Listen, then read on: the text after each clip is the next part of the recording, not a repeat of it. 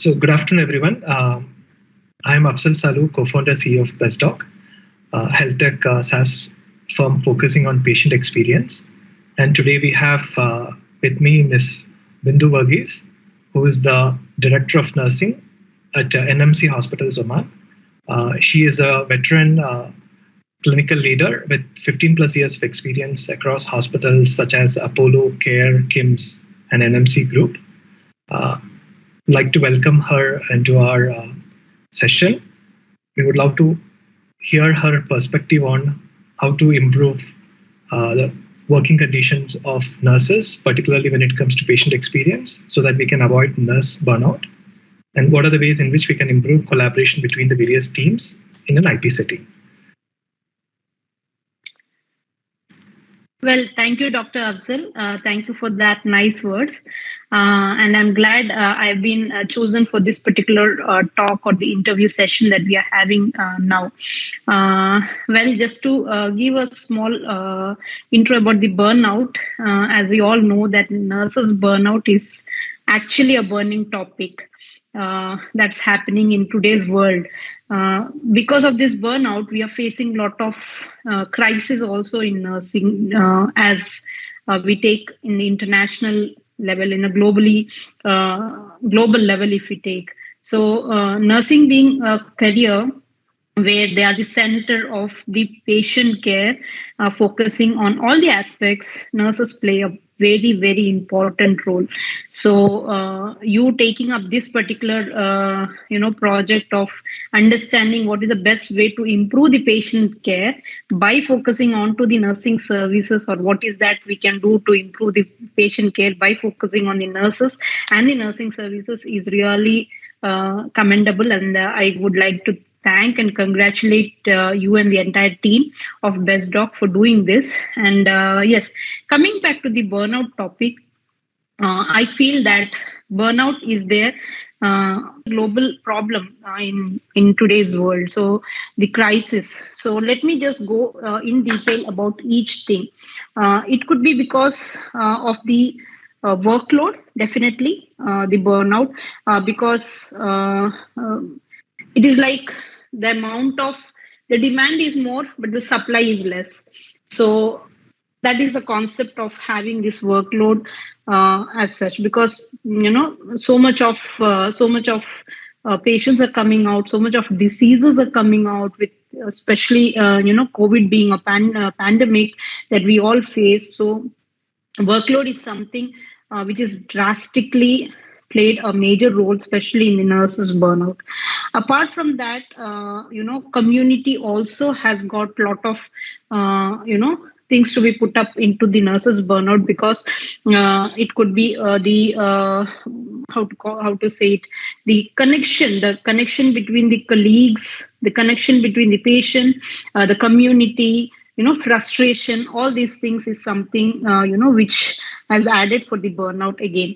And then coming to control, the lack of control that on various aspects. It could be resources, it could be the manpower, it could be the time that they are doing, and it could be various aspects. Loss of control, or not having a complete control on few aspects of few resources, also plays a major role in the nurses burnout.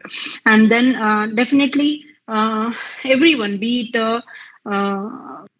a nurse or be it any other person, everyone would expect a reward, and that is the reason we all work.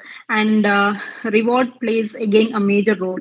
Reward could be it could be a monetary benefit, or it could be an appreciation also, which when that is lacking, yes, definitely again the nurses burnout, because the amount of work, the amount of stress that they go through, and nurses working as a male nurses or female nurses, taking care of the family, coming back to the work, having a lot of patient pressure, and having lot of involvement of other factors in the hospital, where they are the center, as I said in the earlier part, where they are the center of the for every aspect, like they are the mediator for the patient, they are the mediator for the doctors, the other paramedical staff, the entire hospital, be it the insurance, be it the credit billing or things like that. So all these plays a major role again.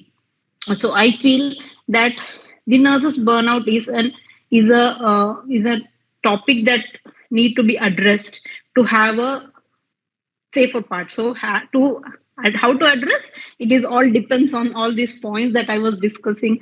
We need to have more number of nurses, we need to have more number of awareness that how important nursing is for the healthcare industry. So we need to have the number of nurses should be more.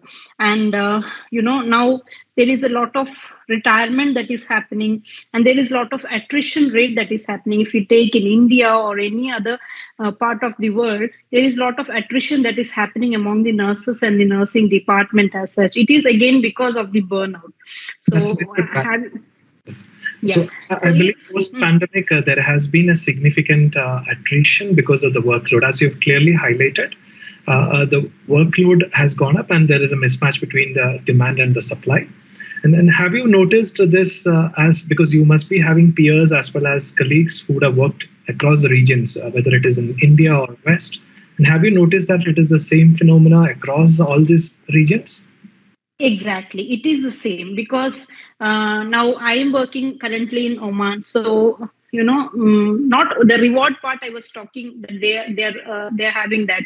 So mostly when it comes to the workload, if you take now NHS, the amount of strike that is going on over there. So again, few nurses are being burdened and few nurses are given the overload.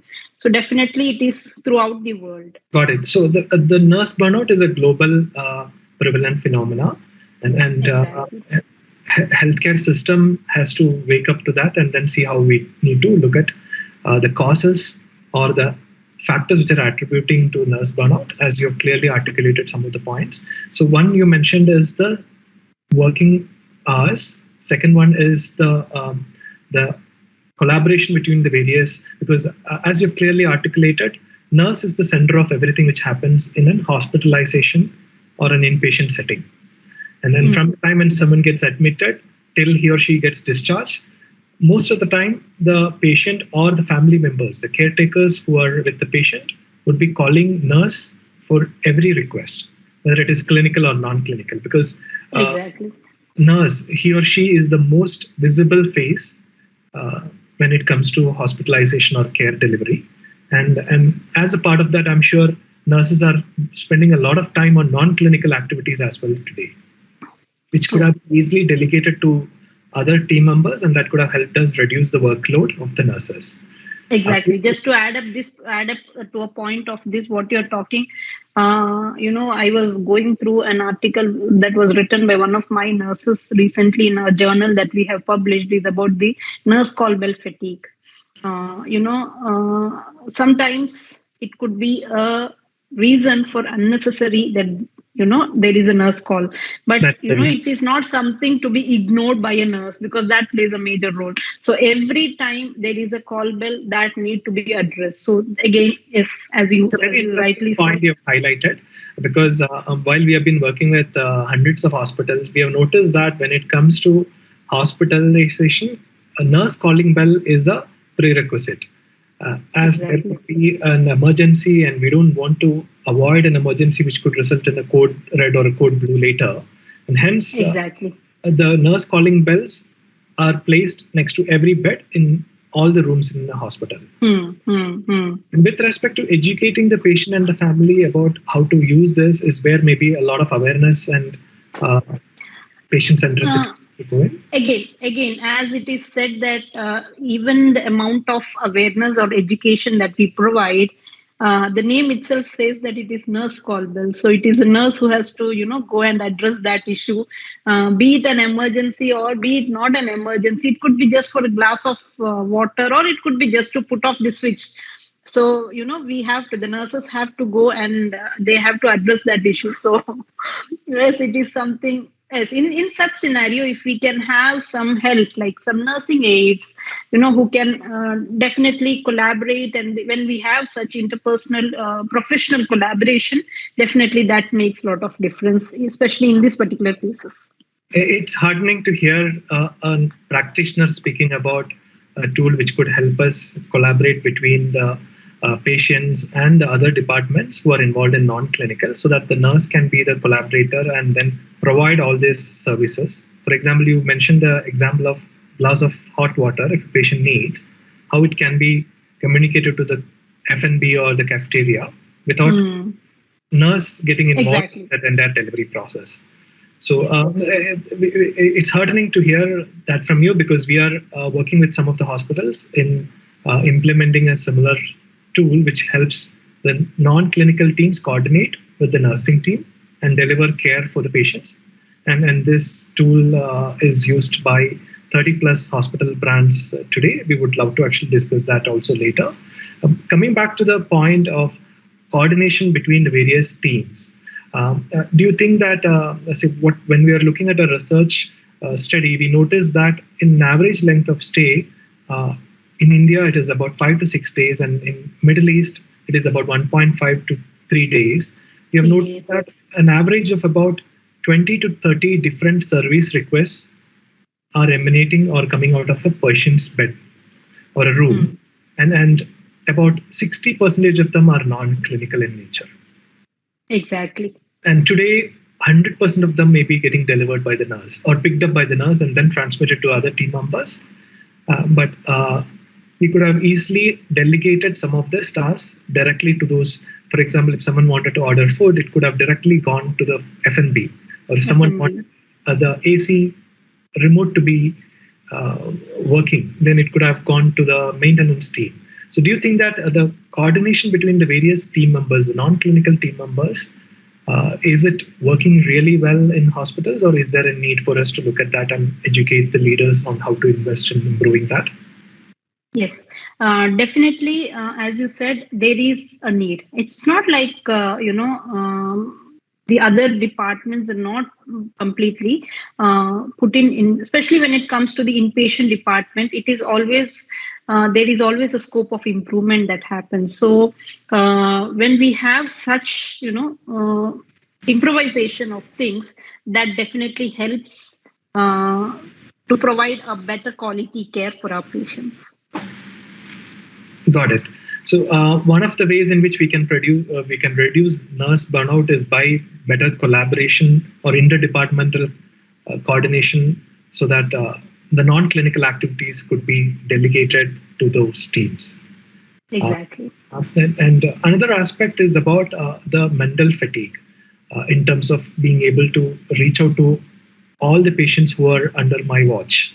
So how is hospital investing in improving the mental health or the support? Are there any support groups which are helping nurses improve or understand various requirements which are coming from the patients and see how we need to respond to them? Is there any way of upskilling or training the nurses on handling some of these challenges?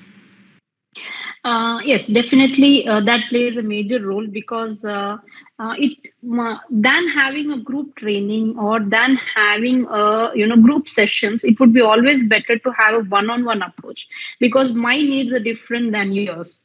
Okay, my burnout is different than your burnout. My patient is different from your patient. So it is like that. So if we can have a one-on-one approach, so in our hospital we have developed a beautiful system wherein each of the nurse is given a particular time. Apart from that, if they wanted to come and approach the psychologist or the psychiatrist or any one of us whom they feel comfortable, where they can ventilate out their emotions and things like that, that plays a major role.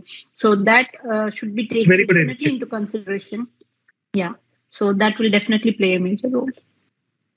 So what you have done at your hospital as an example of providing a sounding board for the nurses who are getting burnt out, so that they can go and reach out to the various departments for help, or even at least someone as an active listener. I'm sure you would be playing that role for the nurses under your watch. So it's great to know that the hospital has taken initiative to provide this. Yes. And there is a peer group also that is involved, that again plays a major role.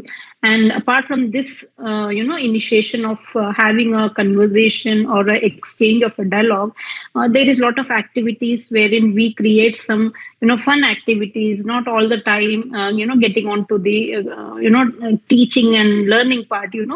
We make sure that there are some fun activities wherein they are involved. Yes, end of the day, they take home messages, how to make sure that they are safe. At the same time, when nurses are safe, the patients are safe. So That's very true. Yes.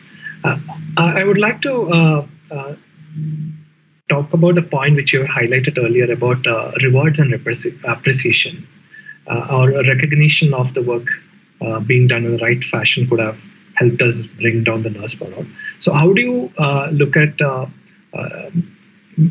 getting the recognition or the rewards first measured and then notified to everyone? Because what we believe is, if we are working in a peer group and if a customer, here it could be a patient, it could be a family member, acknowledging the great efforts put in by nurse in a public forum, we believe that that could boost the morale of the nurse.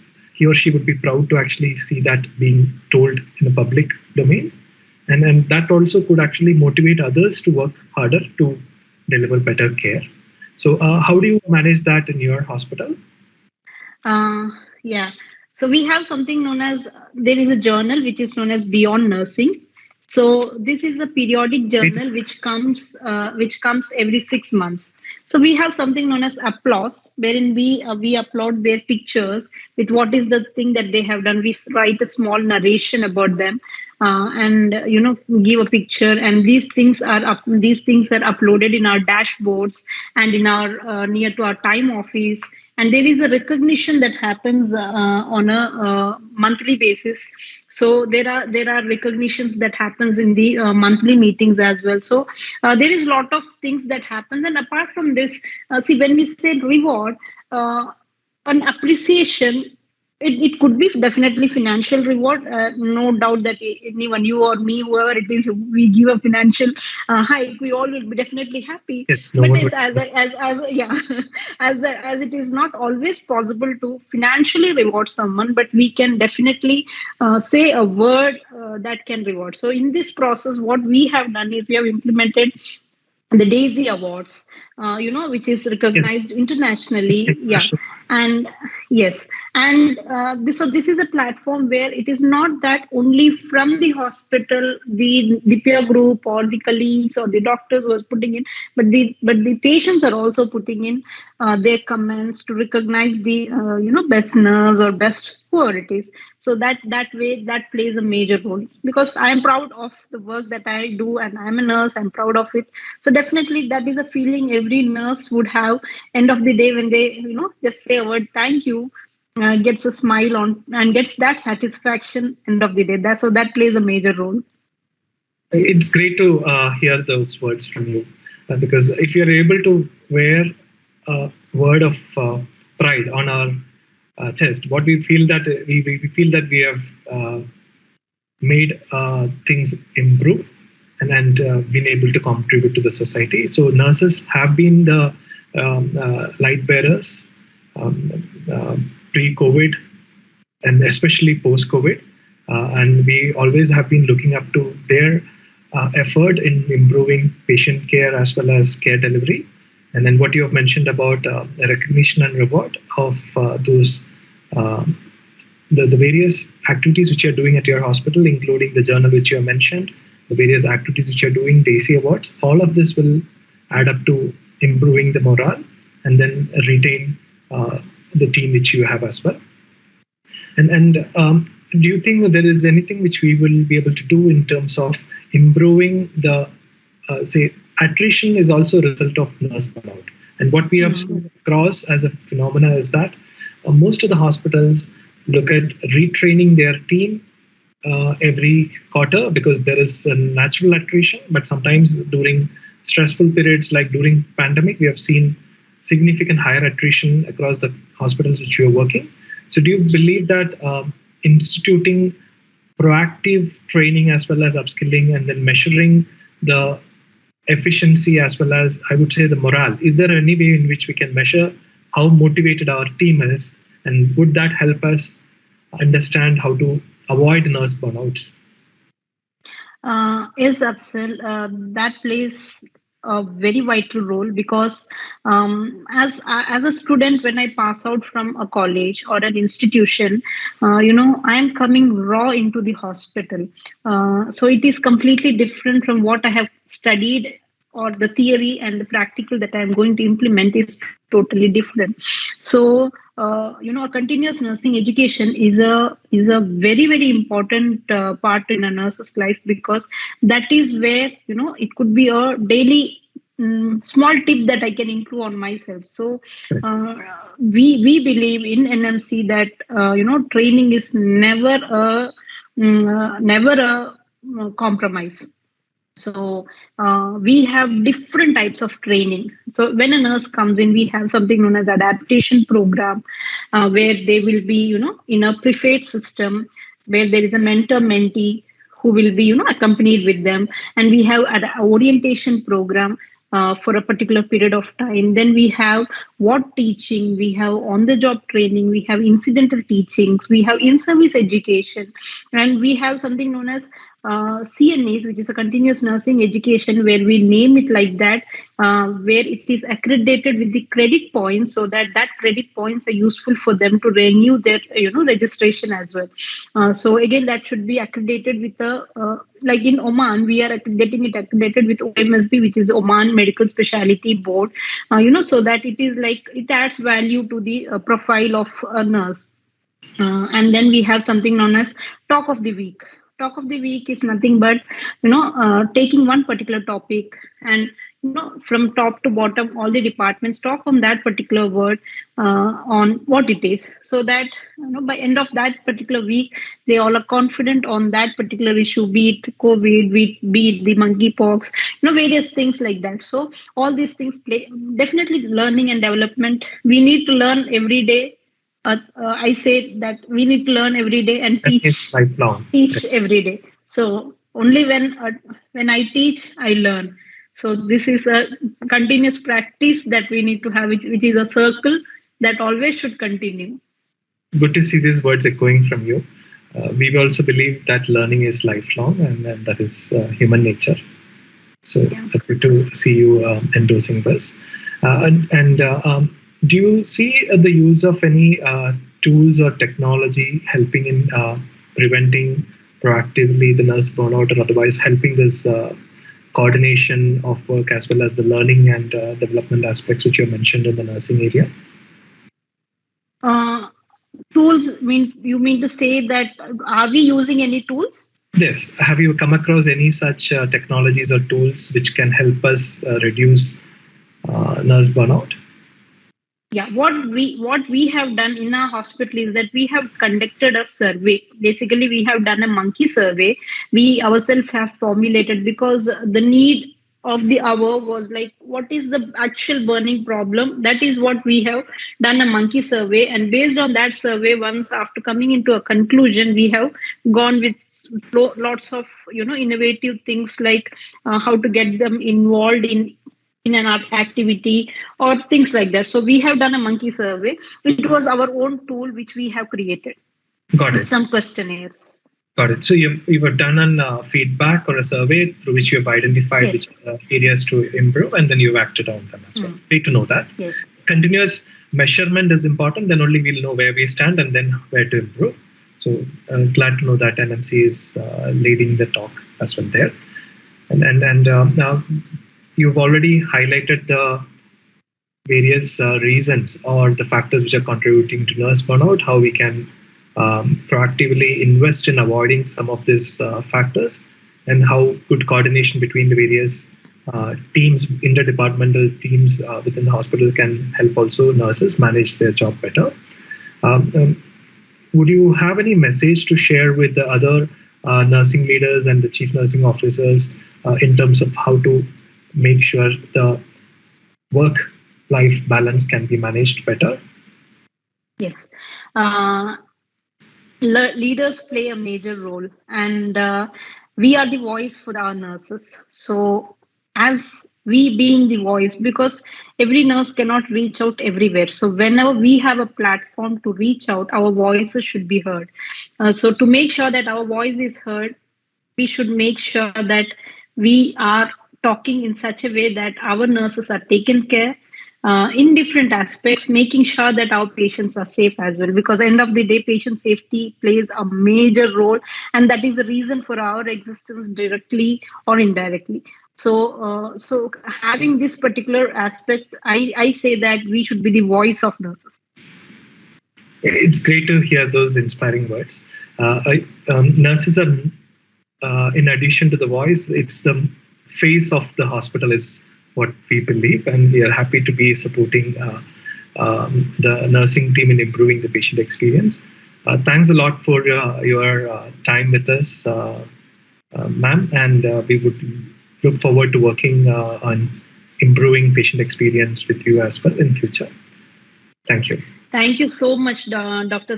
Afzal. It was nice talking to you, and we are glad that you have come up with such initiation and such innovative things, because definitely, as I said, nursing is a passion for all the nurses who are is working at the bedside or at the administration.